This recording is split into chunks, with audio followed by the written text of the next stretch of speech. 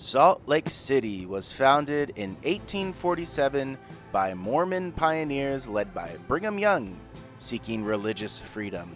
They settled in the Salt Lake Valley, transforming the desert into a thriving community through irrigation and industry. The city became the headquarters of the Church of Jesus Christ of Latter-day Saints and a key stop for pioneers heading west. The Transcontinental Railroad connected SLC in 1869, boosting growth.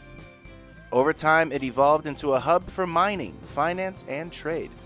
Today, it's known for Temple Square, outdoor recreation, and a booming tech industry.